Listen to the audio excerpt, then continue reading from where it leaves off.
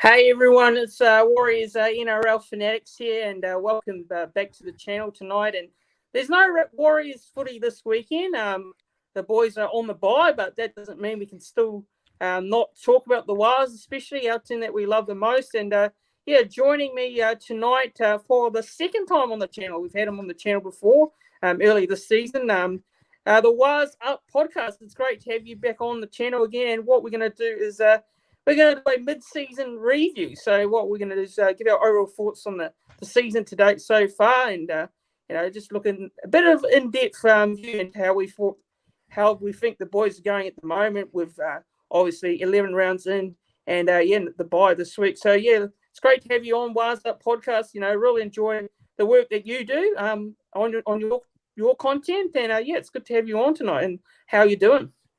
Good, thanks, mate. Yeah, thanks everyone. I'm doing good, man. My man, Fanatics. Thanks for inviting me again, and looking forward to this one. I'm doing well, mate. Just doing my little thing on Instagram and YouTube. On Wise Up TV on YouTube if you guys get a chance. And but no, thanks for having me on, and looking forward to this one. Yeah, no worries. And just popping into the chat to see who's joined. So say hello to everyone here. So we've got Ethan Harris here. The Clove staff is joined. How's it going, the Clove staff? And we've got Jacko here as well.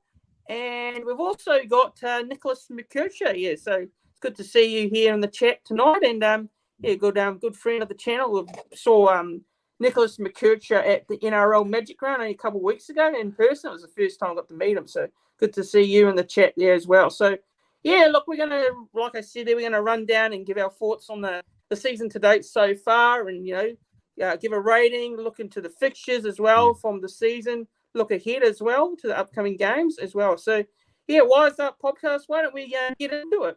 Yeah, let's do it, mate. Sounds good.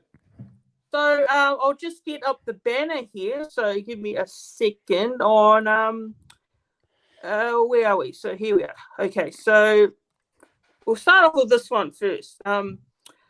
Andrew Webster. So, this is his first year as coach in an NRL side. Obviously, he's done some coaching in the past, but there was a caretaker role, and this is his first season for the Warriors. But we're 11 rounds into the year. What is your thoughts on what Andrew Webster and the current coaching staff are doing at the club at the moment? What are your thoughts on how he and the coaching staff are going? Well, firstly, I think they're going great. I think if you look at the overall picture in terms of coming from, we've had a few. Well, the Cleary era was a very dominant era, and then we've gone into moved through those years, and then we had Kearney and Nathan Brown, and what has been really good about Webster is he just brought, firstly his wealth of experience, going to Penrith and that, but he's brought a culture back to this club that existed in the times of Cleary, Anderson, and you can feel that as a fan. And that's the first thing and he's talked about this becoming a family club. So he's brought that back home, from being away so long in COVID. I thought that was very, very important to develop the culture back again in the family. And so that's been the key. And then he started that. From all reports, the preseason was a very big influential time, and that's laid that platform. So I've got to give a lot of credit to him as a coach. I enjoy his actual coaching as well, his interchanges. I agree with a lot of the stuff he does. His style of footy, I'm in agreement with that, and the players seem to have bought in. And then trickling down to his assistant coaches, they've all, done a good job as well. I mean, I was critical of Justin Morgan last year. Yeah. I thought he was a defensive coach, and we were leaking so many points, but in recent interviews with Webby, he said that everyone's taking a role now, and I think Stacey's doing fifth tackle options and transitions, and then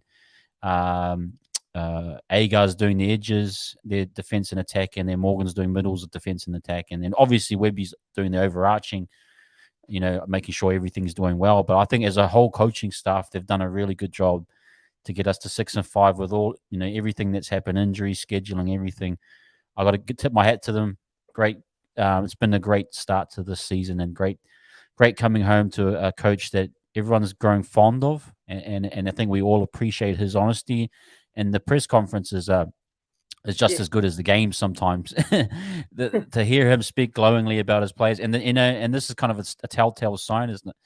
is that when you see your captain lighting up, looking at your coach with fondness in his eyes, not in a romantic way, but kind of, and they acknowledge, and they look at their coach and they believe everything he says. That tells you this is the right man for the job. Yep. And just say hello here to Samoan Middlehead. How's it going, Samoan Middlehead? Hope you're doing well. And Naz Williams as well is in the chat as well. So it's good to see some the regular viewers joining just now. So yeah, look, I like what you said there. It's well said on your regards. So yeah, like Andrew Webster going into this season, my biggest concern was, his lack of coaching experience. I know that's I know we've tried a lot of experienced coaches in the past and it's not paid out, but Andrew Webster, wasn't someone I was big on at the start, but I sort of warmed into him as this off season began, and I started to hear some very positive stuff of what he's got to say, and it was all very good actually what he said in all of his interviews, and how he composes himself and chats as well, and after that I thought, you know what, I'm willing to give Andrew Webster a go and see what he does, because obviously we've had a rookie coach before, and Ivan Cleary. Ivan Cleary was a rookie coach, remember, back in the days. He didn't have any experience also, and then he when he was at the Warriors, he got this team perform every week. He was always a coach that wasn't aggressive. Like Webster is. He's not a coach that shouts and screams at people. He's a calm demeanor coach. So that's what I like about Andrew Webster. He's a very calm, collective sort of coach. And what are your thoughts on that? Because that's I think that's what is a positive, for the side, is Webby just brings that sort of positive energy to the side. Yeah, I've listened to a lot of comments from players over the past, couple of weeks and interviews that they've had, and people have asked about Webby, and I think he just has a really good rapport with people from even a recruitment point. He brought in the likes of Williami, a few others, where he just sort of had that way of selling his vision to people. So he has a way to inspire his players. And then he also has a way of meeting them with mutual respect. I think with the veteran players like Sean and that, they respect him. And he's not coming down on them like a high school coach or anything like that, where he's disciplining. He understands these are professional footy players, and he meets them with equal respect. And I think that's what they appreciate with him. He puts the foot down when he needs to, and they acknowledge that when, times they stuff up or whatever it may be. But at the same time, he still respects him. So in a way, he's a player's coach, but he's also a tactician as well. His X's and O's you can see on the field, defensively and in attack, are great. So you got some coaches are a player coach and they don't have any tactics, and then some coaches are too heavily tactics and not able to understand the players. Wayne Bennett is the ultimate player coach. Yep. And then, I don't know, maybe a Bellamy. Bellamy's probably both as well, but Bellamy may be more tactics. But at the end of the day, if you can get a striker good balance, that's a good sign for your team. But I love the guy, really do. Yeah, and I think he's going to be here for a few years. I think obviously Warriors haven't had a lot of patience in the past with coaches, and I think obviously Webby's brings a lot of a different sort of approach, a better approach to a footy side than what the recent coach did. And in my opinion, I wasn't a big Nathan Brown fan, but anyways, Webster, he's doing a good job, and hopefully he can continue on, and I'm sure he will do. Actually, I'm very positive, of his direction. Where he wants to get this club to where he wants to be in the future as well. Just think of the future, and not just this year, but many years to come as well. So yeah. So well, just on the season so far. Obviously, we've got 6 wins, 6 wins, and we're 11 games into the season now. So, what are your thoughts on the wins that we've had so far? Like, we've had 6 wins. It's for me, it's a bit of a pass mark on where we are this season so far. If you're looking at 11 rounds in, sitting in 8th spot on the ladder, and we've got, I think our next couple of games is a pretty decent run-in. But what are your thoughts on the 6 wins that we've had this season, and what do you think is the biggest surprise in all those wins that we've had so far. Yeah, I think it is a pass mark. I thought the Bulldogs made it a pass mark winning that game. I thought we really we nailed that one. But I think overall it's been a pass mark in general. I think the key though, if we really look at it from the years past actually, is the defense. Yeah, That defensive effort that we've seen from this team has put them in the realm of potentially, if they go on to continue on, being the likes of the 2002 teams that were that defensively minded and strong. So you got to acknowledge that defense has put us in this position. Even with injuries, the defensive system and everything has never truly failed. And you got to say that we lost by 12 points to Penrith, 14-0. Yeah, that was a bit unfortunate we didn't score, but still 14-0. And then that close one by Melbourne against those top teams that you feel can put points on. Coming from a 76-12, was it last year? 48 to whatever it was against Penrith, 30. I don't care what it is against the Roosters, but it tells you that if you can defend in the NRL, you can win games. Even with our offense that sometimes hasn't been clicking, we haven't had 5-8s. So I think that is a definite pass mark, because we've had a season last year where we leaked nearly 800 points. So you got to say, to get ourselves to averaging 18 maybe points or something like that, that's huge. We're leaking probably 30 points a game last year. So you got to say that it's a big pass mark. And that's, for me, is the key. The key here is that the defensive resilience has been the standout of the season. Yeah. Yeah, and on that, just going through some of these comments here. So you've got some great comments here from the viewers here. So you got Jacko saying, we're seeing a nice place with six wins now into the bye with 3 winnable games over the Origin time, then another bye so we can push into the finals. The hardest part of the draw is behind us for sure. Yeah. Absolutely. I do agree with you there on that comment, Jacko, because, if you look at the past 4 weeks, we played Penrith, we played Melbourne, we played the Roosters, all very 3 difficult games. And the short turnaround as well. We've had a short turnaround from those games as well. We've had a bye after those games, and we've got the bye this week. So, that is the thing too.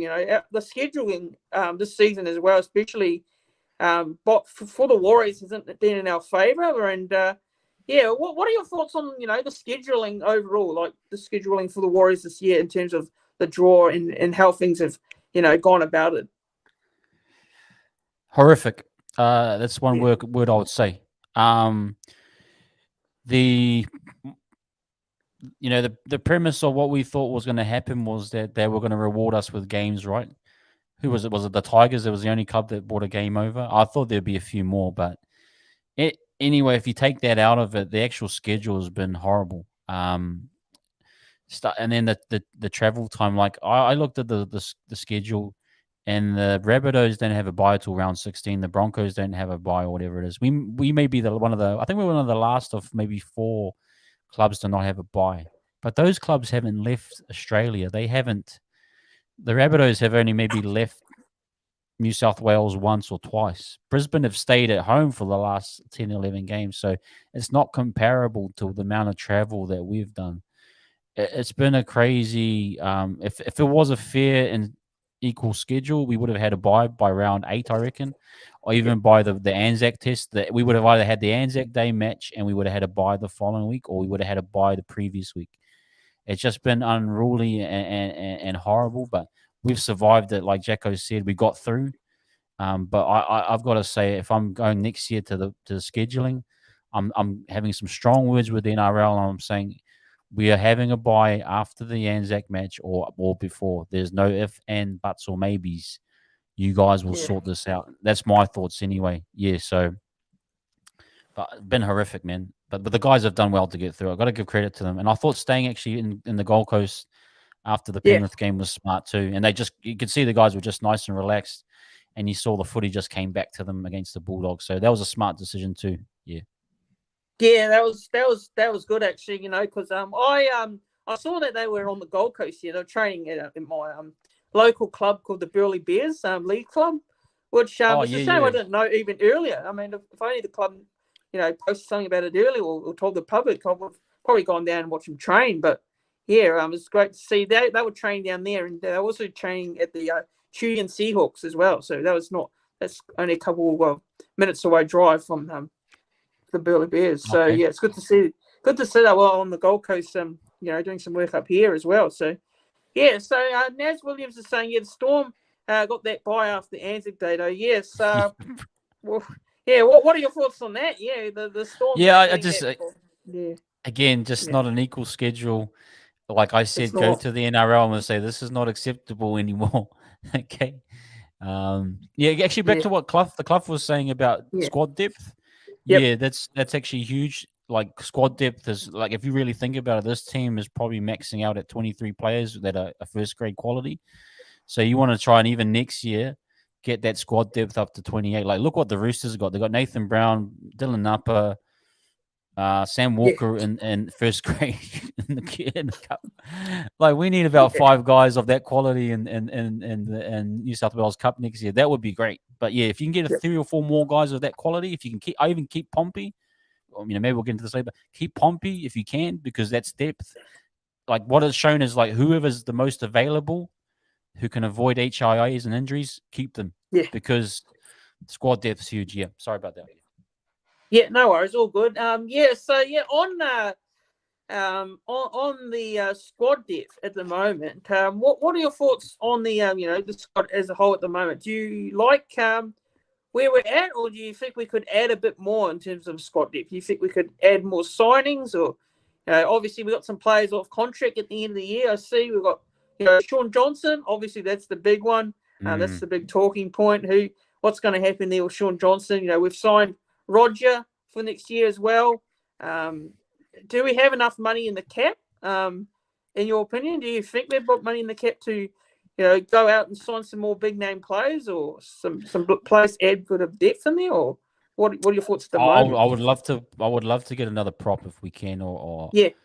I think that Bunty a 4 role, if I can upgrade that with someone that I know can kind of be a bit more impact, then I will. But if not, I will try and sign Sean right now, to whatever deal they can come up with, and then, like Kiwi Raider might be saying, Daniel Saifidi might be good.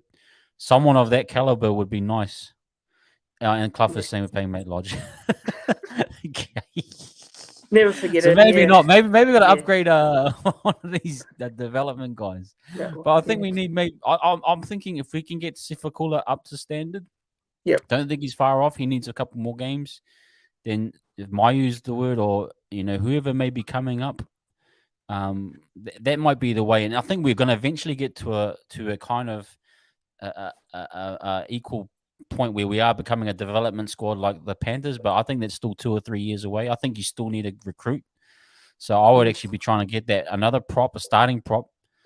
And then that either puts, if Barnett's still healthy by that stage, we don't know what happened. But if you can keep him either as in the prop role, or someone else be a bench impact player. So, but we still need it. We can't just sit on our laurels and think we're a development club. We tried that in 2011, and look what happened. It just fell away. But you got to try and say we still got to keep signing if we can, but try bring up guys like Sifakula up as much as we need. Yeah, Ben. I see that on one of the websites here, they've got off contract players. They've got Dimitri Safakula. He's on there. So you've also okay. I think. Yeah, and they've also got Adam Pompey. Adam Pompey's an interesting one, and Bailey Serenin. Now, I don't.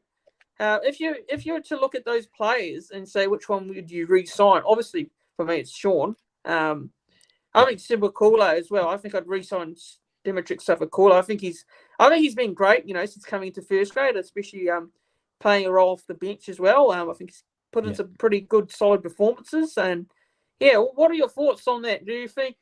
Of all those players currently off contract, which one of those players would you keep at the Warriors next season and beyond next year? I'll probably look at. Look, I'm looking at Pompey based on reliability. Like, really, we can do fantasies squads all we want, But if that player isn't going to, if Williami is going to be out for 10 weeks, I'll take Pompey over Williami because he's available. And that's shown through the system this season is that availability is the best ability you can actually have. But so the Suriname role would probably have to look at it and say, is it valid anymore? Say if we stick with a Lasik and a Egan rotation, if we buy into the Egan and Lasik rotation, then that position would push Lasik, push Suriname out. Because then maybe you're asking Lasik to be the that kind of a player at some stage, but you got to say Suriname's your only kind of Swiss Army knife at the moment. Can you upgrade that with someone else, either coming through development or buy someone with that ability? But at the moment, with Lasik and Egan at this stage, that kind of puts him in a position where he's competing with Ale, either Curran and Walker, and then Jazz to come back. So you got to say we either get Egan to play 80, and then Suriname's your Swiss Army knife, or if it's Lasik and Egan is the rotation, then Suriname drops out, and that's where I'm saying maybe cut him and build bring one of the depth guys in. Yeah. Yeah. So just going through these comments, a lot of people have brought up in regards to Lasik. Clough is right. Apparently, obviously, we've got some comments here. Jacko's saying your Lasik's a keeper, and Ethan Harris is saying your Lasik has proven himself. And Naz Williams has said, very impressed with Lasik. Dude's improving all the time. So, well, what are your thoughts on Freddie Lasik? I think he's a solid player. I think he's very good defensively. I think for me in attack, he's probably still got a bit of work to do, but I think he's doing an all right job for what he's bringing to the side when he gets that opportunity. What are your thoughts on Suriname? Not Suriname. Sorry, Lasik. Lasik. What are your thoughts on him? I think he's great. Like if you look at his numbers, he almost shared half the game with Egan. I think him starting is the right idea. He's really strong defensively. He's going to develop. He's still a young guy. He'll develop a bit more of a running game. He has a kicking game. If you actually compare him and Egan, he's the one that can actually kick. You saw in the Storm game, he put a kick into the end goal, got a repeat set. I think he has a decent, kind of that Fort Mahoney type 40-20 kick when he does get in there. He hasn't shown it, but we saw that last year. But he's a lot stronger physically, and he can take the contact, and that's why I think that's working with Lasik starting. And then Egan comes off when the defense is a bit softer, and it helps him reduce the HIA times. And actually, really what it is it's saying that he's taking 40 minutes away from Egan from potentially getting an HIA. And I think the results have shown that the last 2 weeks he hasn't had an HIA, which is huge because he was going game for game almost for HIAs, So I think you got to stick with that combination right now. And Lasik will develop even further at some point. Who knows? He might be the replacement for Egan. You never know, but he's doing well right now. Yeah. Yeah, and a good comment here by the Clove stuff. He's saying a bench with Jazz, Walker, and Lasik is a bench I'm happy with. Then what do you do with Ale? I prefer Ale to cover over Bunty. Yeah. What's your thoughts? What's your thoughts on that? Because I was pretty critical of Bunty Afar this season. There's a lot of fans at the moment, I think, are pretty critical on Bunty Afar because maybe we expect a lot more from what Bunty Afar is doing, because his stats aren't really high and he's not running a lot, but also he's not getting a lot of minutes as well. But what are your thoughts on that comment there by the close stuff in regards to Tom Ale and he's talking about Jazz and Freddie Lasik? I think Clough's right. He's I think Ale's got a bigger ceiling or bigger ceiling. Bunty's kind of, we know what Bunty is. I mean, I've looked at his numbers, though, in the last games when he's played more minutes, he's gotten more meters, but that doesn't always necessarily mean that he's impacting the game. I think Ali's hit a little bit of a wall, a rookie season wall or whatever, sophomore blues, what as they call it. But that happens to a lot of players. They need time to develop. So you probably want to see a little changeover maybe next year. If you can keep Bunty until you're dead set sure on Ali that he's going to be able to replace that. That's just a safety valve. I would go for Ali based off of what I've seen, but at the same time, you want to make sure that you are getting maximum out. And you don't want Ali to be the new Bunty, really. You want to see that he's getting So I think maybe Bunty may. I don't particularly enjoy his game, but if you're going to transition between Bunty and Ali at some stage, I think you want to give Ali a bit more time to develop at least a full season, and then ask the question at the end of the years: has Ali superseded Bunty? If he has, then make the decision and go with that. Yep, yeah, well said there. And on that topic, in regards to the next one here, it's standout players and who isn't. So, Yep.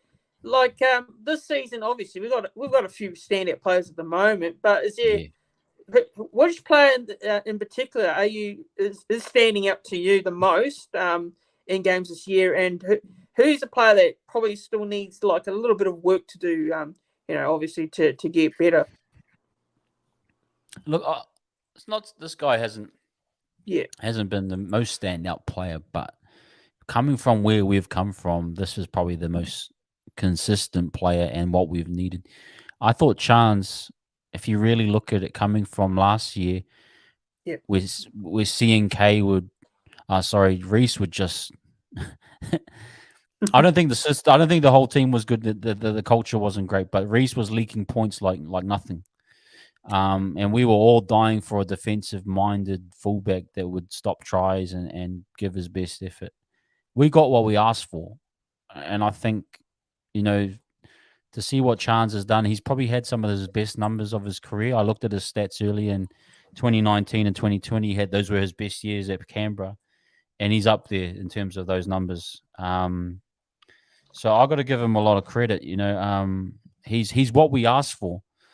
And yeah, he, like Clough was saying, he was the stability we needed. We asked for it and we got it.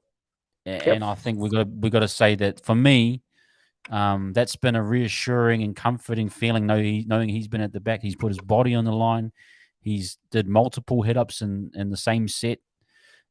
He's done everything you could want.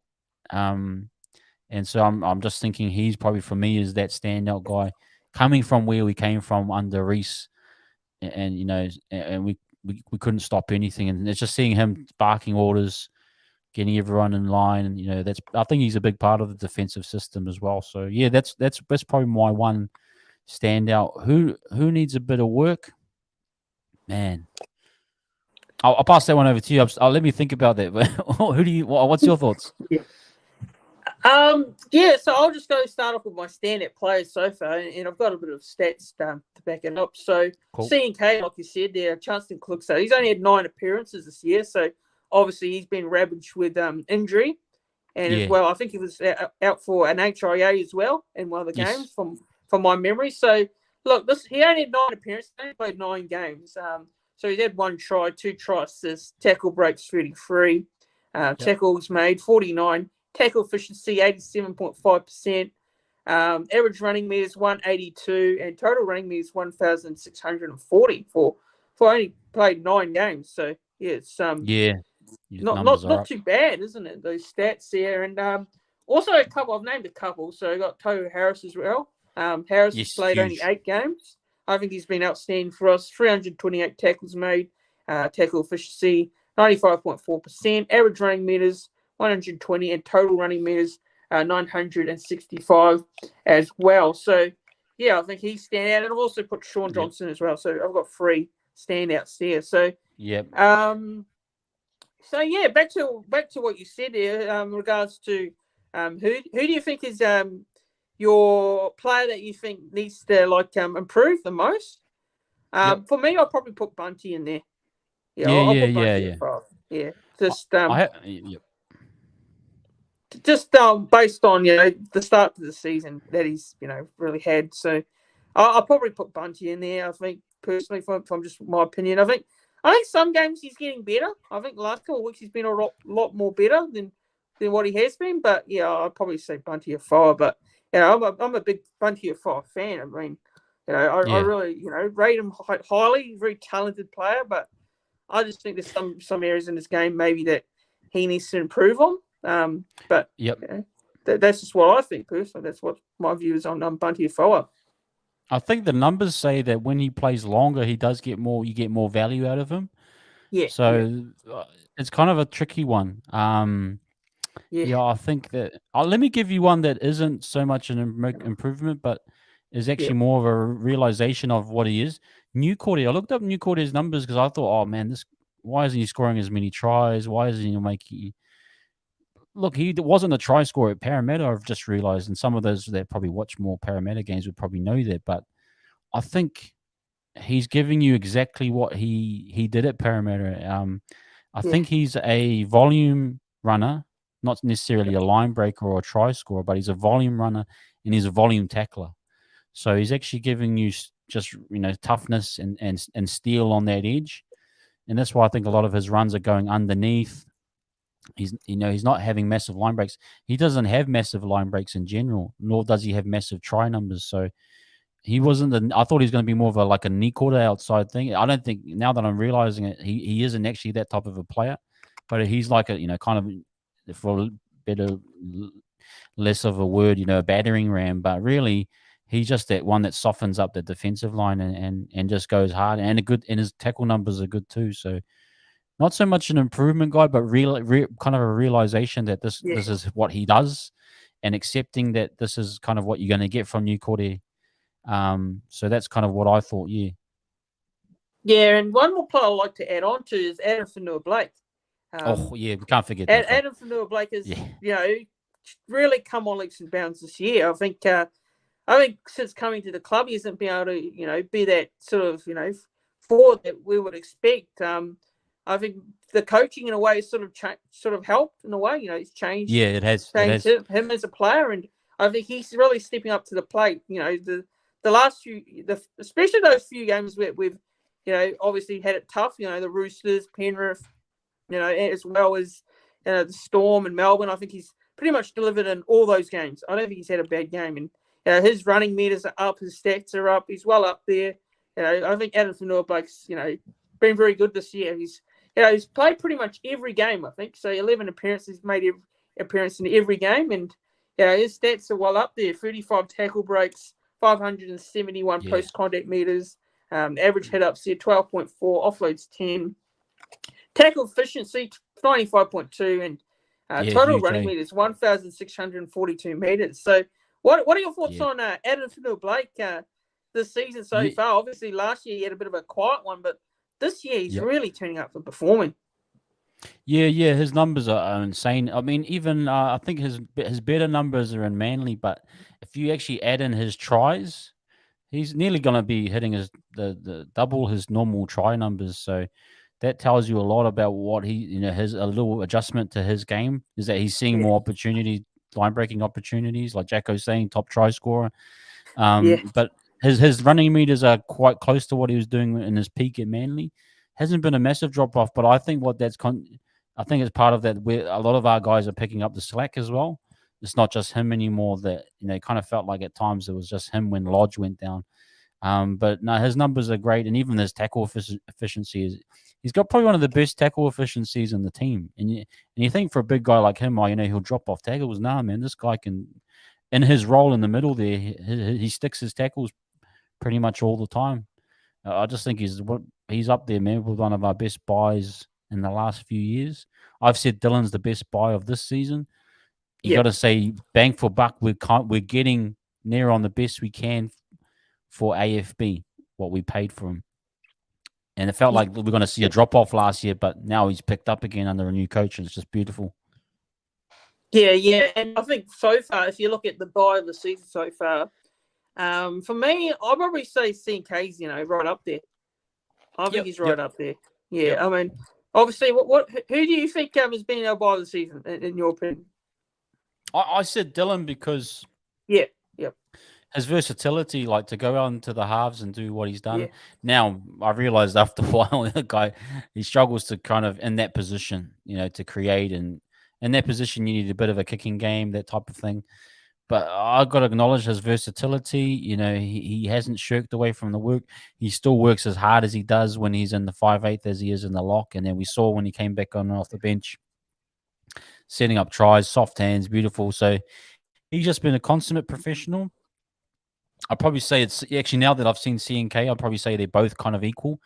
But I just love what Dylan does for versatility. He's just kind of a stopgap type of dude and has done a good job as well. Yeah, but CNK, yeah, Walker probably similar in my eyes. Yeah.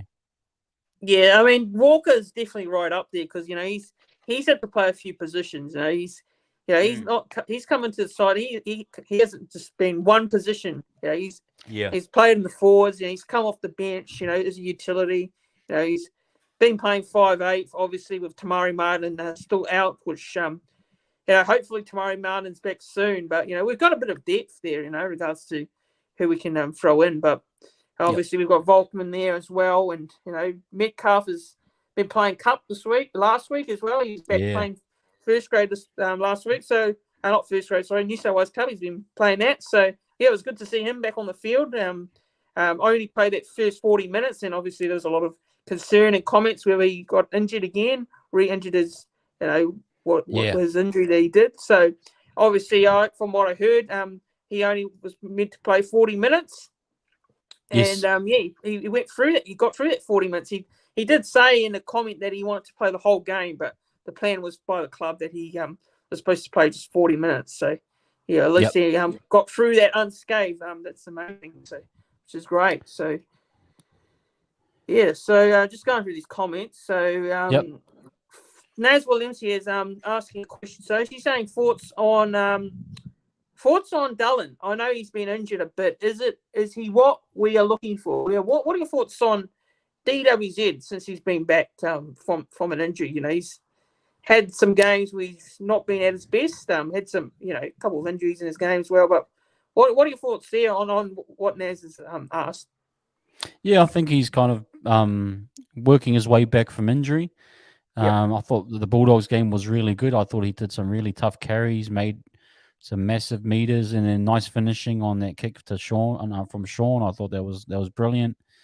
I've looked at his tackle efficiency numbers. His tackle numbers are quite poor. He's sitting around the 65% mark. Now the wing position, you're going to be hit and miss. But Kossi is seeming to be a bit more of a reliable defensive winger at the moment. So it depends what we'll have to see more data. I think this is his maybe. You probably got to say Dallin's. This is maybe his last year if we're really looking at it. But we're asking ourselves, is he on contract till next year? I think as well. Yeah. He might have one more year. Yeah. Well, this year is really a big contract year to either extend or we part ways, or he plays one more year. So he's got to prove a big point. But whether or not he does, we'll find out. But I think. You're probably looking maybe Kossi and Montoya are going to be those wings for the next couple of years, with Montoya re-signing, and then you might look at depth coming up through the cup, and then Dallin maybe pushed on. But I'd give him the rest of this year. What I've seen from him in terms of kick return ability, his running power is still strong. Like the guy off that quick tap, he got like 20, 30 post contact meters that set up the try for Addison. He's a big part of that, so I wouldn't write him off right now, but you just want to see a bit more consistency. But like you're saying, finishing. So you want to see him on the end of tries. I think that's what you want to see, is getting him opportunities to have the ball, to be effective using his speed. Yeah. And I would say, I'd say for himself personally, he would want to improve a point this year, so he'd want to nail that right wing spot. Especially while Kossi's out, he wants to make sure that he's putting on his best performance, and his numbers need to show that. But I'd just say defensively, his efficiency is a little bit poor. You want to see that up around the 75 to 80% mark for a winger. It's sitting around 65 right now.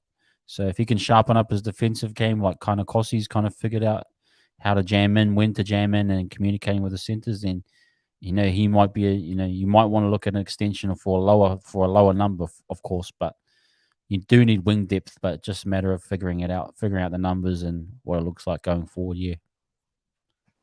Yeah, well said there. And just on this one here, so thoughts on the New South Wales Cup team and the squad depth so far in regards to selections there. What are your thoughts on it this season so far? Because obviously, we've got a pretty good New South Wales Cup side at the moment. They're sitting in third on the New South Wales Cup ladder. And there's some very good young players coming through as well. You've got You've got Volkman playing there. You've also got Metcalf, coming back into the fold. So, what are your thoughts on the current depth of the squad and the New South Wales Cup side? What are your thoughts on them so far this year? And are there any players in particular that are really standing out for you in that side? Yeah. I've got Well, I haven't really been following them too much, to be honest, but the reports that I've been getting are very good. Like, obviously Volkman has been tearing it up. That hasn't always meant that he's translated to first grade performance. I mean, Tuopiki is a guy that I love, and I thought I would love to see him a bit more. I'm thinking he might have real potential, Tuopiki, and then I was thinking maybe you want to see a bit more opportunities for him. I heard Ben Farr. I've spoken with a few people. Well, one guy that I know, and he said that Ben Farr is one to keep an eye out for. Apparently, he replaced Tuopiki, got injured in one of the games, and did an admirable job on the fullback position.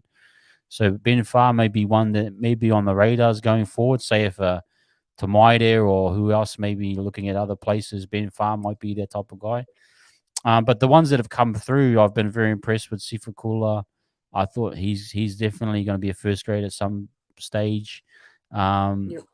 I'm not sure about the other ones, to be honest. I won't comment on it because I don't really know. But you hear the whispers about these guys like, Zion Maiu, Ali Leatoa, as a centre, and then Moala, Graham Tofa. Yeah, there's a few other ones that I've heard.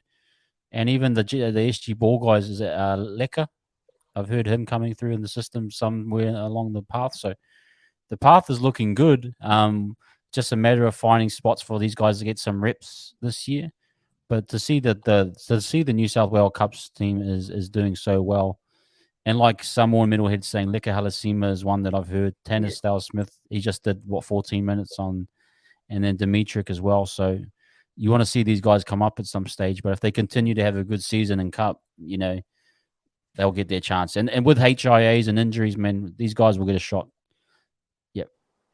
Yep. Yeah. So just going through these comments. So Volkman is a specialist top 7, and we must keep him. So yeah, look, what are your thoughts on that? Because he's been playing a lot of 6, and even Webby's admitted that he's more of a 6 than a 7. But what are your thoughts on that? Because I see that on the weekend in that game against the Dogs, I believe he played with an injury. Which is yeah. He had a finger injury, yeah, which is, I think Volkman, you want to have a look at Volkman at some stage this year, running a game. Not saying, knock on wood, we don't want Sean to get injured. We're not saying that. Yeah. But if there does get a common opportunity where he can get a game running a game, we want to have a look at it because we want to see if he can guide this team around to at least a victory or a close defeat, something like that. He may not get that chance because Sean is in good health and playing so well. And then they'll be looking at saying, if they re-sign Sean, that will be a big sign of what they think of Volkman and where he's going. Because if they sign Sean to say two more years or 3 more years, that says that Volkman's not really going to get a look in. They're going to look at maybe a 5'8", like a Tamaide or Metcalf, and Volkman may continue to be squad depth. In the foreseeable future, and he may look to move on. I'm not sure what his contract's like at the moment, but I want to see him with the first grade squad running the team because everyone's reported to me that him running at New South Wales Cup is tearing it up in the 7 position, and it is a different position to the 5'8". The 5'8" is more of a running, working the short side in the system. He's not suited to that. I don't think that's more of a Metcalf and Tamaide. They suit that role well, and I've seen footage of Metcalf, and I know that he'll fit in right away. But Volkman looks to be more of an organizer. The only other thing I've said is his defense. His defense may not be up to it. I saw him just drop off in energy a little bit. Now, if that's due to the injury, then fair enough. I know Walker replaced him, and maybe that was the injury, but you just saw him leak that try to Ockenball, and that was just a little bit of an alarming thing. Even though the game was over, you still got to say you got to defend your line, like Tamaide and that, and Walker. That's why he went out there, because he's not going to leak those types of tries. So he may be a year away or 2 away, but I would love to see him on the reins. put him on the saddle, man, and let's see what he can do at some stage. But just hoping, not based off an extra injury, but who knows what can happen. But you want to see it. Yep. So just bear with me. I'm just going through some of these comments. So some on metal here saying Webby has implied his systems through the grades, next man up mentality. Yeah, which you can see there as well, especially with when I was watching the New South Wales Cup dogs on the weekend. They were live streaming it. New South Wales Rugby League were live streaming on their Facebook page, and we were behind against the Dogs, and we came back to draw 14-all. So you can see that effort is brought into the Cup side as well, even when when the Cup side was struggling at times in that game, but coming back into it. So you can see that sort of employed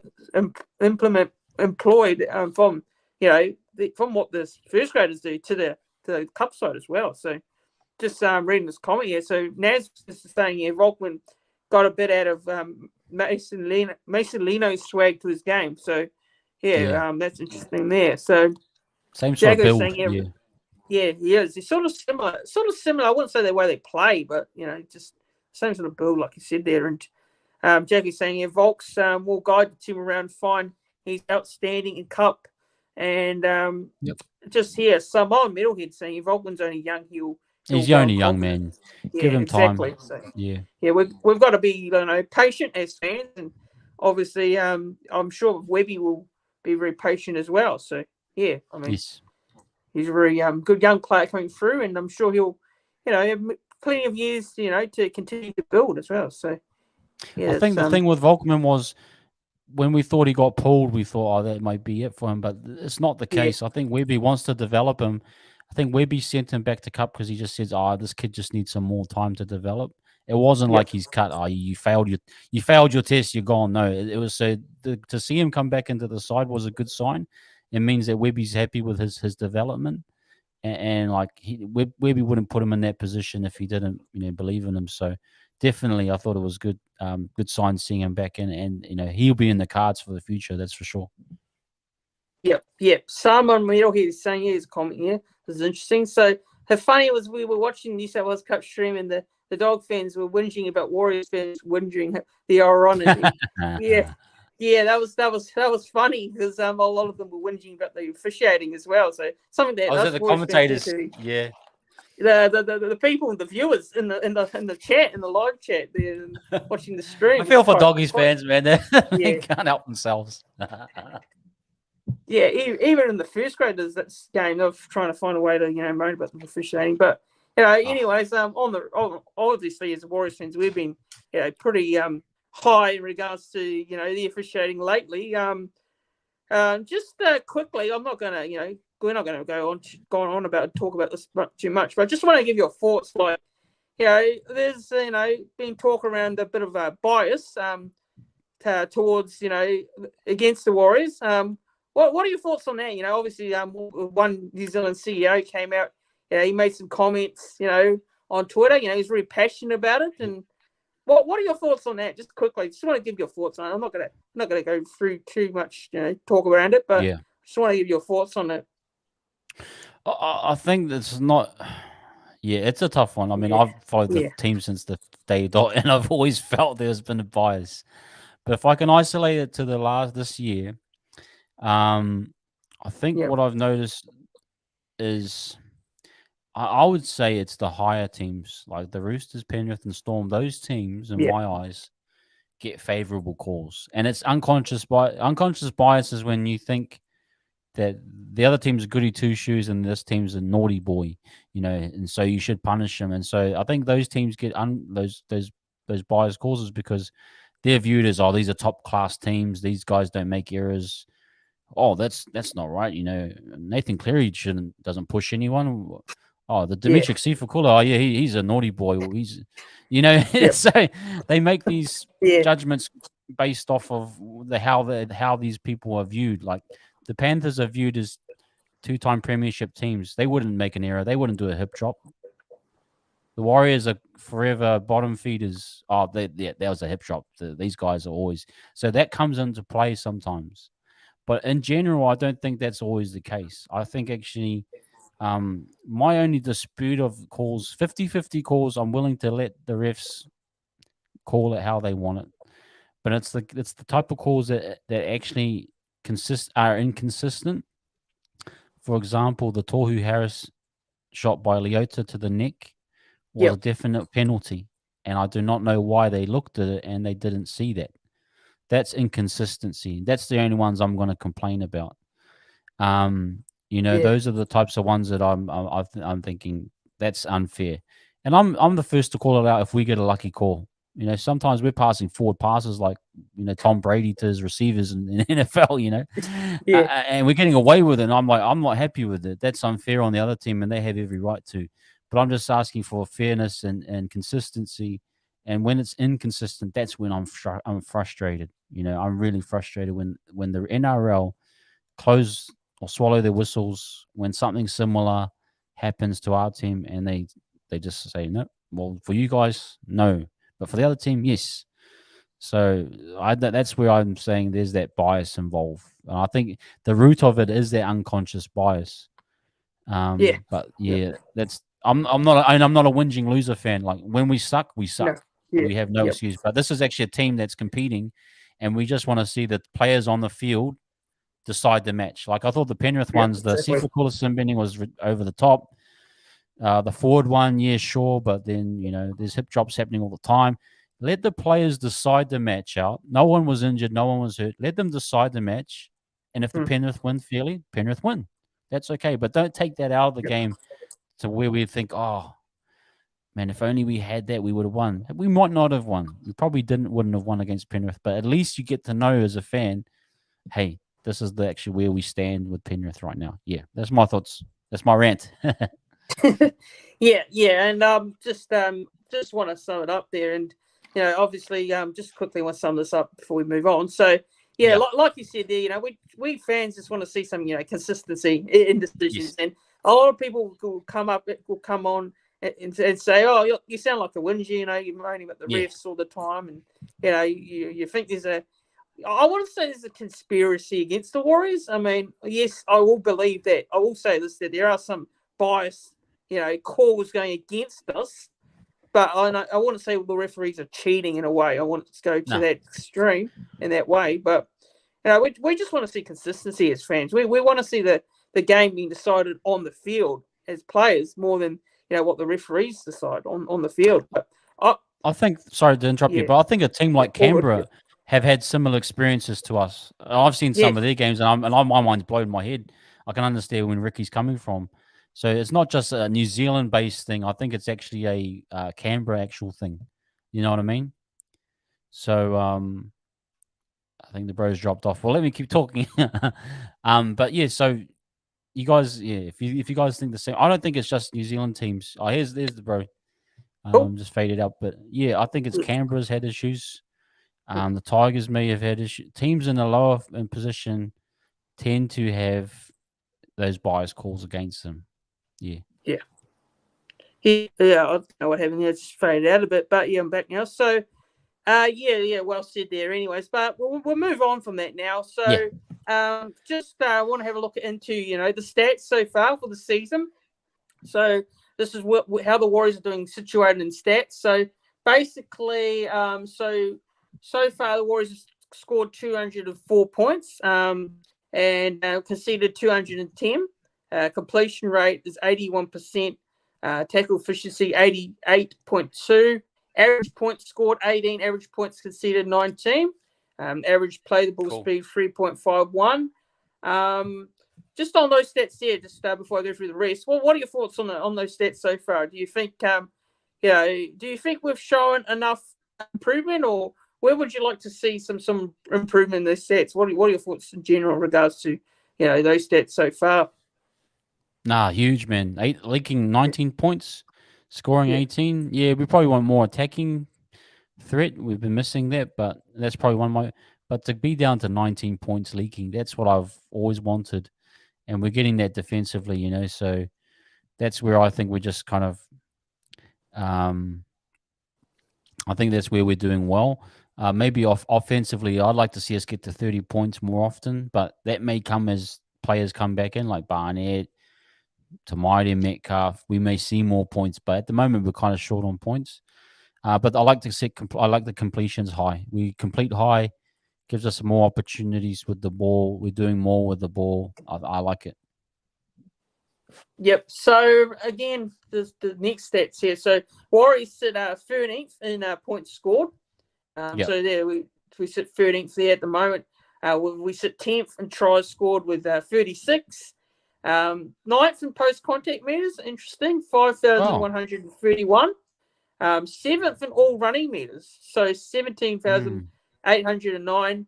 Third in penalties conceded with 67. What are your thoughts on that? It's a bit of it's very high. 67 penalties conceded.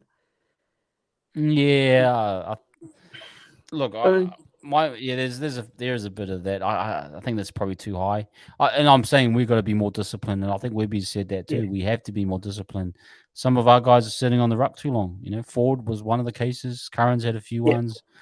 We're doing hip drops.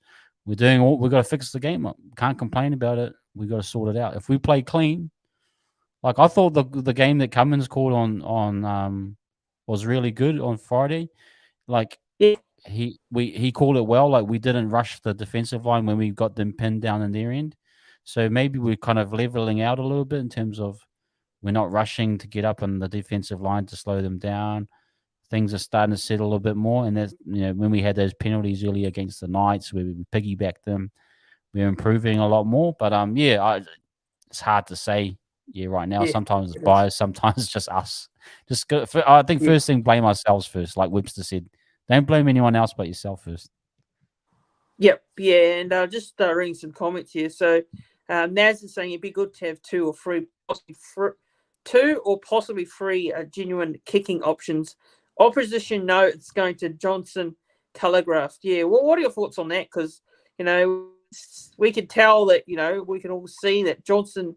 The responsibility is always on Johnson in terms of his kicking. He's kicking very well, but you want to see some of the responsibility taken off him a little bit. He's doing quite well. Yeah. What are your thoughts on that? On that comment where you going, Naz? Well, I saw Metcalf kick 260 something meters in half 40 minutes, and I said to myself, well, if I can take Metcalf's 200 meters, take that off of Sean's 800 meters, I'll be happy. I think that's what we need.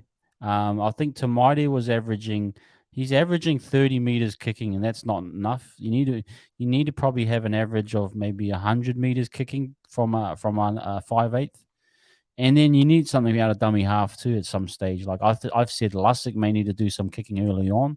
He does have a 40-20 type Reed Mahoney type kick. I'm not sure why he hasn't gone into that bag yet, but maybe we will see it.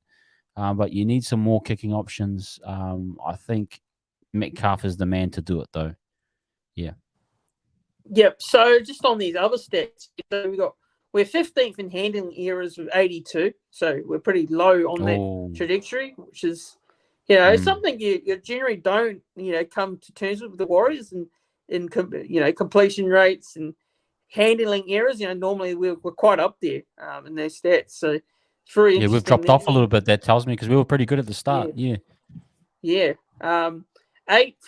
for try assist with 30. 5th for line breaks. Interesting there. 50 line breaks. What's your thoughts there on those stats there, Rob, with try assist and line breaks? We're not doing too badly in those stats. So it looks like we could probably score a lot more points than we are currently. But what are your thoughts on those stats? I like those stats. Those are a good sign that things are going well. I think maybe majority of those were from the start of the season, but I reckon we've dropped off a little bit. But to see, I think the Bulldogs game picked us up again. But I like that. That's a good sign that you're busting the line. We are breaking the line. I think that this is my only concern from us.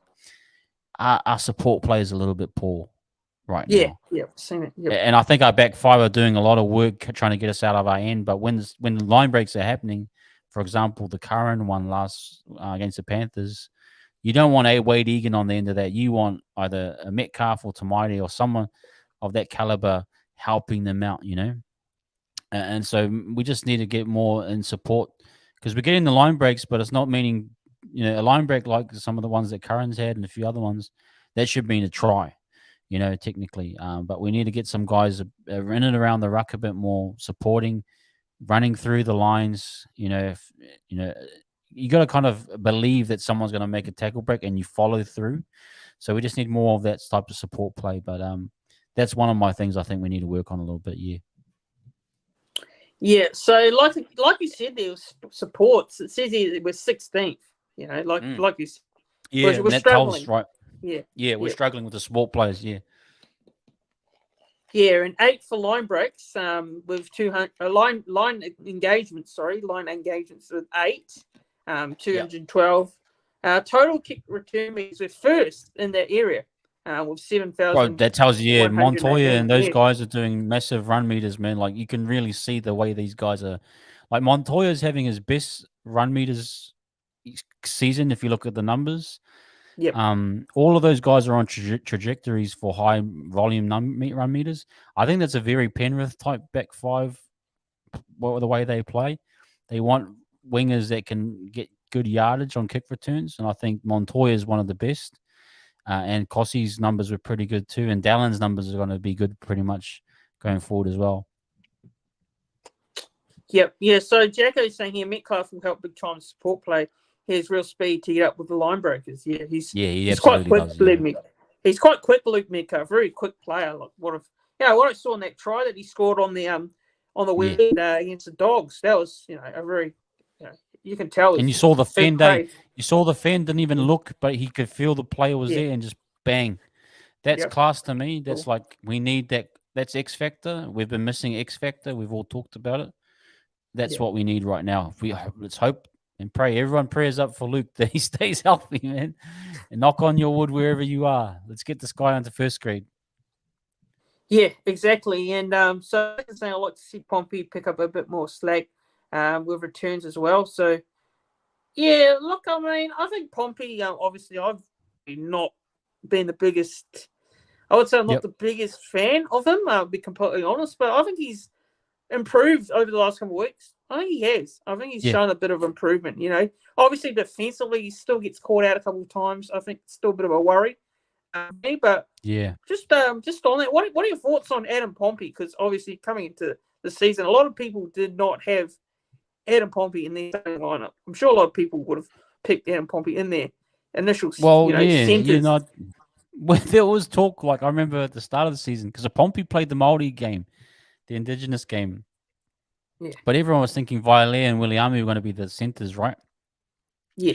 And then lo and behold, he starts the Knights game, and everyone's like, "What the heck? What is Pompey doing?" But the guy's proven that he's the goods. Like I said, the availability is your best ability. He's been the most available. Williami, we will never know until he gets back on the field. So Pompey has proven himself, and he's done a decent job. Like there's been some defensive lapses. Let's not get that, but they're not huge ones. They're not like brain explosions where Manu Vatavai drops 4 balls, or it's not like that type of where. Yeah, it's not like that where Pompey's missing 5 reads a game, leaking tries. It's not like that. It's maybe 1 year, sure. He'll have a brain fart here or there. He'll drop a high ball. My concern is they're not diffusing these bombs between the 20-meter lines where so they're not figuring out who's going to jump up for their ball. Sometimes Pompey's jumping up and he's dropping it. And then you get the elusivity of him where he steals that ball off his cousin. I found that Perham's his cousin.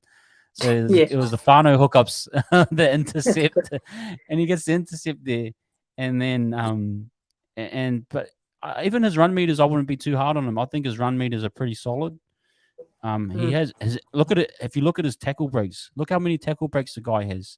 He's able to break. It doesn't mean that it means he's scoring tries, but he's breaking tackles and then having a second effort or whatever it may be. So he's got a strong upper body, I think, but can't be too hard on him when other guys haven't been available. We could say we could get rid of Pompey, but hey, Williami hasn't played since week 2 or 1. I can't even remember, but yeah. Yeah, I think so, yeah. I think Williami's, I think Williami, he played in the trials. We saw him in the trials. I think it was against the Tigers, from my memory. So I think we haven't seen him in a while. We haven't seen him play since that game, I'm pretty sure. So, yeah. Well, I'll say this one thing as well. Berry's numbers. Go look at Berry's numbers. Yep. He only had 8 for 63 kick return numbers. Pompey's giving you 10 for 120 or whatever it is. You got to say Berry isn't helping those guys out. I'm not being critical of Berry. I know people are quite happy with what he's done, but that's not the same as what Villiers and Pompey are doing in terms of kick return numbers. So you got to equal it up and say, hey, Pompey's doing a decent job compared to what Berry was doing, you know. But I think Berry needs a bit more time here. Yeah, and I'm sure I've seen people already say, you know, Berry should be dropped back to New South Cup. Not going to name the person, but I saw some post on a Facebook group. Someone was saying that he should be dropped. So I think people, you know, even before he even played a game, before he even played, you know, people were already critical of him already, you know, because they based it off, you know, what last year was, you know. So yeah. No, give him. I think with everyone's been critical of Dallin when we played the Storm. You know, the people, everyone's give these guys a run of games, and let's see what they can do. And the center position is different each week, man. You come up against Alamoti one week, and then you come up against a Suoli or a gay guy, and it's a totally different look. You know, like your numbers are going to be higher against the Paul Alamoti or whoever, and then your numbers are going to be shorter when you go up against a Joey Manu or, you know, whoever the top, you know, center is. Because center's that one, it's more of a one-on-one position where you get found out who the big dog is, because, you know, it's that type of position. But yeah, we'll see. Yeah. So just one other thing that there's something else I want to discuss. Obviously, we've got the fixtures coming up. So yes, we've got so these are the upcoming games for the next few weeks. So we got the Broncos in Napier. That's on Saturday, 20th of May, and then we've got the Dolphins.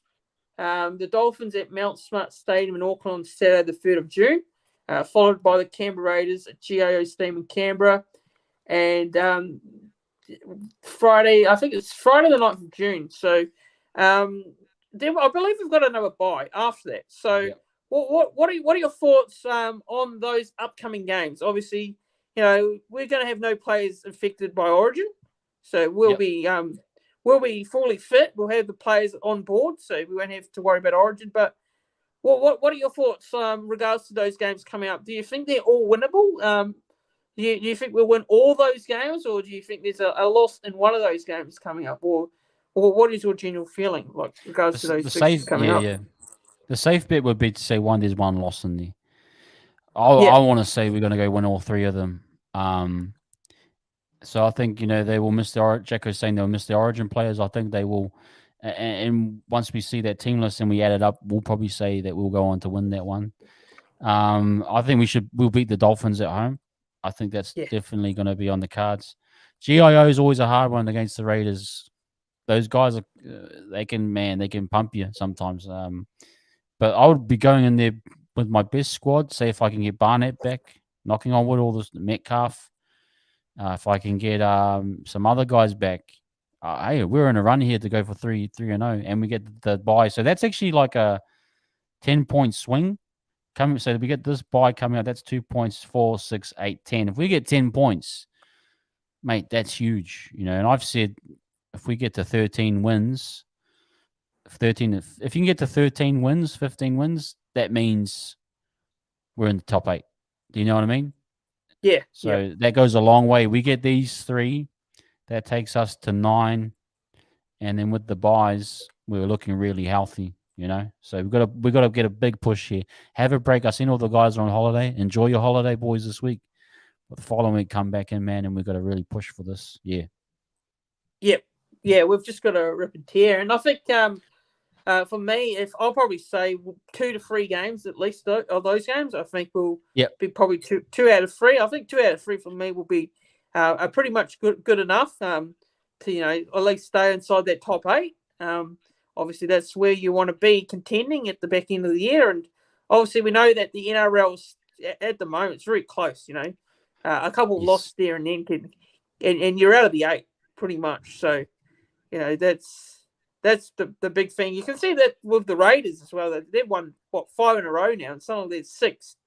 They're sixth or fifth on the ladder. So, if the Warriors can, I'm not going to get ahead of myself, but if we do start winning, a couple of games, and then, the confidence starts building, obviously, and, you just... Yeah.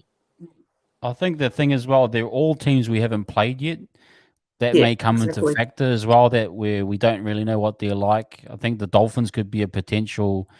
Got to watch out for that game. It could be a banana peel game in terms of just getting rocked. We don't know what their system, and then we don't play the Sharks. We don't play another repeat game till the Sharks in round 20, and then it's the Raiders after that. So you got to just say these are new teams. We got to have our eyes glued on. We played the Bulldogs, the Roosters, and the Cowboys and Knights. We played in that 11-game swing. We played four teams twice, which is pretty much unheard of. So the next run of games, we've got to watch the video, get into these games. But I think we're going to go at least two out of those three. Yeah. Yeah, and 2 out of 3, like I think is personally good enough in my opinion. Even we would love to say 3 out of 3. It would be awesome. Yeah, you'd love to say 3. Yeah. Yeah, being a little bit more realistic. If it's 2 out of 3, yeah, 2 out of 3, that's even good enough. Just getting those 2 wins out of 3 games. So, just reading into the chat here. So the close staff is saying here might need 30 points to get into the 8, in his opinion. So, well, what are your thoughts on that? Do you agree? Yeah, what's 30? So that's 20. So if you get 13 wins, that's 26 points plus the 3 buys. That's 30, right? Or 32. Yeah, I'm of the mindset win 13 to 14 to be safe, and then take in those 3 buys. Yeah, that takes you to 30, 32. Cluff stuff's probably right there. That's why I'm saying 6 and 5. If you think about it, under the duress that we had with no buys, we got 3 buys coming up. That was a good run there. So if I said 7 and 4 would be would be an over the moon. I'd be so happy. But 6 and 5 was just as good in my eyes. So, like Clough stuff is saying, we need to get 7 wins here to nail this, and then we get those 3 buy points, take us to 32, and we're in. That would be a success in my eyes for the season. Yeah. So obviously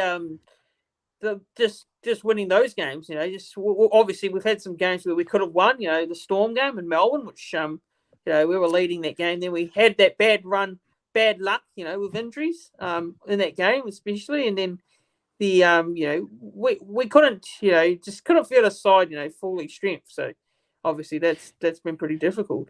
Yeah, it's a shame we didn't get another shot at the Storm. I want to punish teams that I feel we could, lost unfairly to. But I think games looking ahead would be a good marker for us. Would be the Rabbitohs game in round 18 at home, and then the Sharks. I want to get those guys again, man. I hate the Sharks, so we get those 2 in round 18 and 20, and then the back end looks really good. Look, we've got Gold Coast, Tigers, Manly, St. George, Dolphins. Those are all teams that you are beatable, and you go on a run there. You got 3 home games in a row, 1 at FMG where I am in Waikato, and then you got Mount Smart back to back. Mate, we can make a run here, eh? Yeah, absolutely. And I'm not going to be like thing too. Sorry to cut you off, Fanatics. Yeah, all good. Yeah, no worries. Top 4. I don't want to say that, but if everything went well, we could be in the top 4. I don't want to say that, guys. I don't want to jinx this. I'll be humble. Stay low. But you never know. Yeah, like you said, it's hard to not get too ahead of yourself, but you gotta be settled as well and calm about this, because I booked my ticket for October in Sydney. I'm flying over. Off to the grand final already. Booked the grand final tickets. Yeah, so so the close stuff is saying that's why we see ourselves up perfectly. Get through the hard part now when we have to knuckle down and now the easy draw. So look, I mean, they the games that we should win, but obviously, we want to say they're easy games, but this season has shown that no games are easy. Any team can trip up at any stage. So we've got to be careful how we approach it, because we're going to go in there thinking it's going to be easy. We might have our tails pulled down. So that's just we could definitely. I'm not saying we're only predicting, based off what we know that the squad Yeah. may be. That's not taking into. We might get 5 HIAs in one game. We may. Yeah. You don't know, and then. But you just based off a level of mediums, we're looking maybe we can get to the top 8 for sure. Yep. Yeah. And I'll just take one more comment here before we wrap it all up. So Jacko's saying here at the beginning of the season, I would have been very happy finishing 10th, but now we should at least finish 8th, if not around 6th.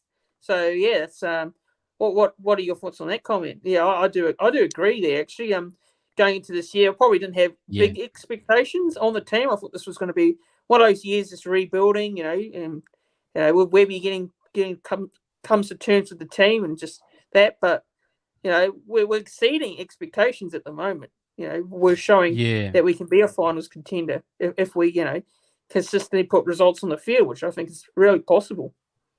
I think we all coming from where we were with the COVID seasons, and even last year, we're all like, okay, let's just get home. We'll have home games now, so we'll probably get to 12th or 10th, whatever it was.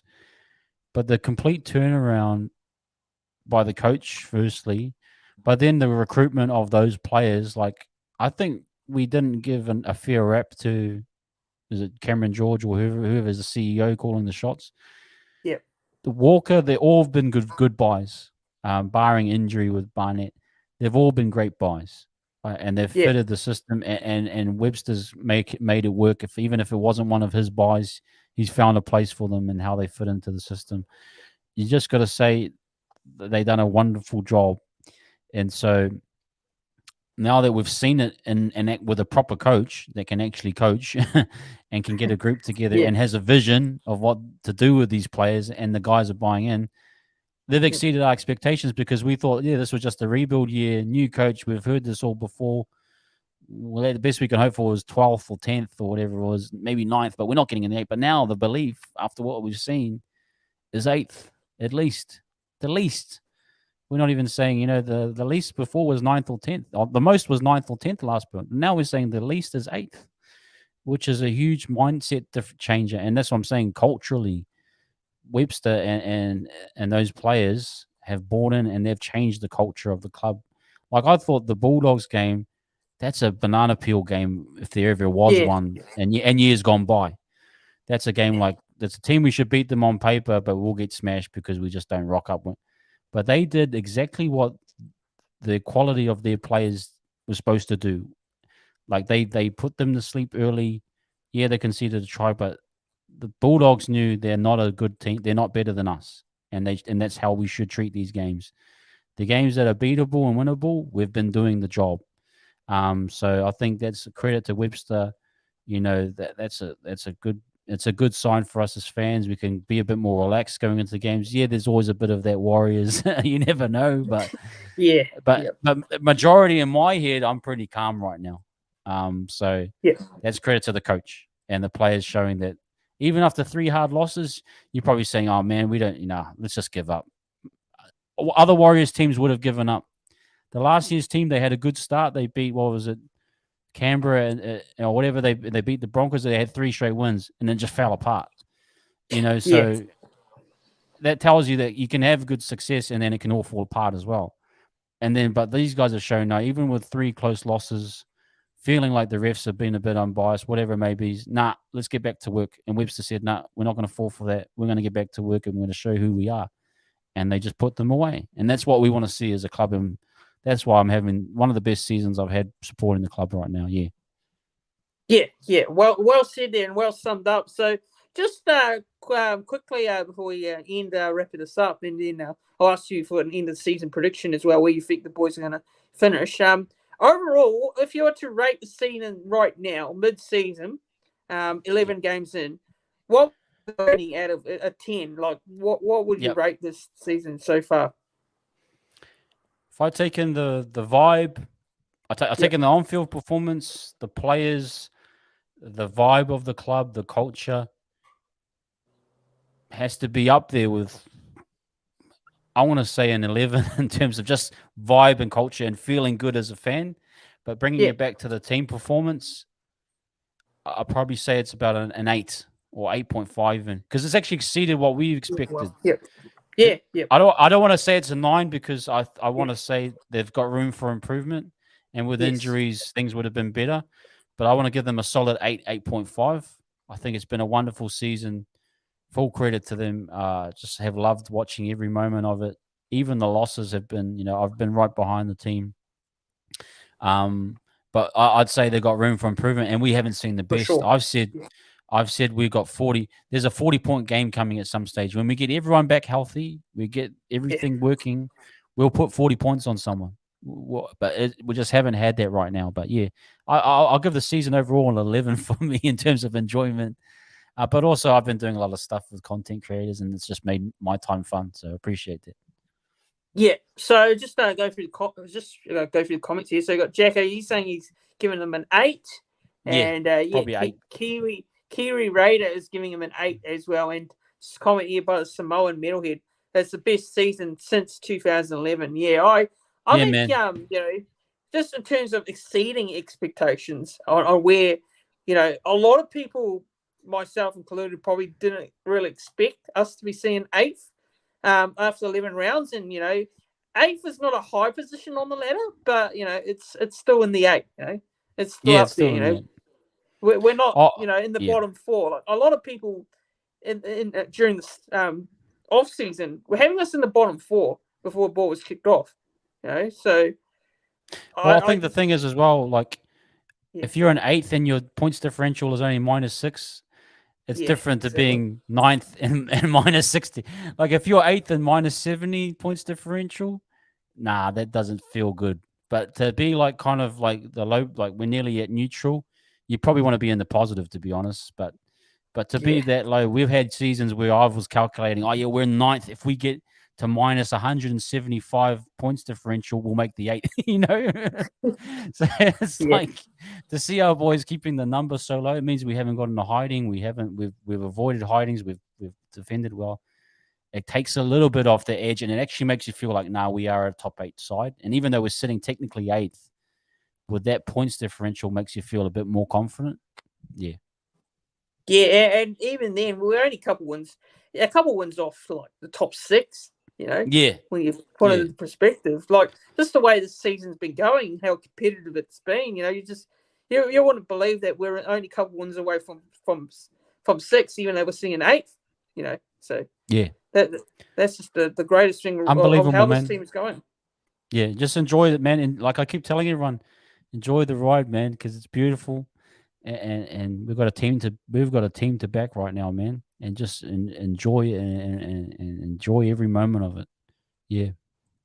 Yeah, and just quickly before we end it now, so just end of our season prediction. So right now we're sitting in 8th. So where do you reckon the boys will finish at the end of the season? So like after 27 rounds of the competition, where do you think we can realistically finish in your point of view?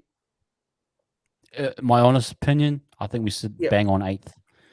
The reason why is I'd like to see us with these buys and see how we come back. If we're freshened up, we need to freshen up. We were dead set tired in that last little 3 or 4. That last month we were dead set tired. But if we can get our players back and everyone buys in and we get fit, and we've got the likes of Metcalf coming in, Tamati coming back, if we can get everyone on the field, Jazz on the field, look, we can definitely make the 8th. I'm only saying 8th because you just never know with injuries, HIAs. Like squad depth is still important coming into these last rounds. Like what the Clough stuff was saying, if you don't have a 30-man squad, like deep 30-man squad, it can become tough if you have 2 or 3 injuries. And then if you're only like 21, 22, 23 deep, that's going to be, and we might have another tough run again. We're looking quite a good right now with a few guys coming back, but who knows, we might be having a tough run again. But I'm going to say safely predict top 8 in the 8th position, but it could be even better than that, man. Could be even better. We don't know yet what the potential could be. It could be, but I'm going to say safely 8th position. Yeah, and I think this team obviously has got plenty of things that they can get better in. Obviously, there's always room for improvement. we're not the finished product yet, no doubt about it. We're not the No, we're finished not. product. We're not even. Yeah, absolutely. We're not there. Yeah, we're not there yet. But we're saying is, there's promise, in the side at the moment, and they're showing every week. What we want to see as fans is effort on effort. Just effort areas. Absolutely. Regardless of result, we just want to see them, go out there each week and put in their heart and effort, and that's what they're showing. In a lot of games. With things, even with things against us, we've had some injuries.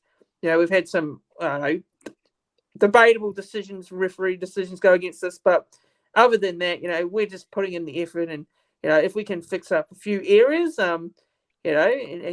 and continue on from what we're showing, then I think we're a top 8 side. I think even at the start of the season, some people might call me crazy and biased, but I believe this team was going to be a top 8 side. I still believe that too right now. Awesome. And they're showing me that. So, yeah. So anyways, just would like to, thank the Wise Up podcast for coming on and joining me for this, live mid-season New Zealand Warriors review. It's been great having you on, and really, really do appreciate it as well. Thanks for coming on, and thank you, man. Go and check out his work. He does some great stuff. He does some good work with his podcast, and he does a lot of good things as well with a bit of analyst as well, and on some plays on his Instagram page. So make sure you go and check him out. Thanks, Wise Up Podcast, for coming on. Thanks for Christian, man. Thanks for having me on, guys. Yeah, find me on Instagram at Wise Up Podcast, Wise Up Podcast on Spotify as well, and I'm doing Wise Up TV now on YouTube. So look that one up. I'm doing a series called The Wānanga. I've just had the first episode, and we go deep dive into the actual videos that I have on Instagram, but we spend more time on it and breaking it down. So if you guys are enjoying that, obviously support my man Fanatics, guys. He's been a massive supporter of me and still providing the daily content that we need. We know we need the Fanatics every day, his fix, and he keeps providing it for us. So guys, keep supporting this channel and keep following, subscribing, and liking, because that helps the algorithm, as he says, but it helps us as content creators. Just appreciate your support, brother. You've been a big support to me. Anytime you want me on here, I'll talk for 3 or 4 hours. You can't stop me, man. Yeah. I know you want to, but I'll just keep going. But I appreciate you having me on, and looking forward to the rest of this season. And we'll keep in touch, man. I appreciate all your support.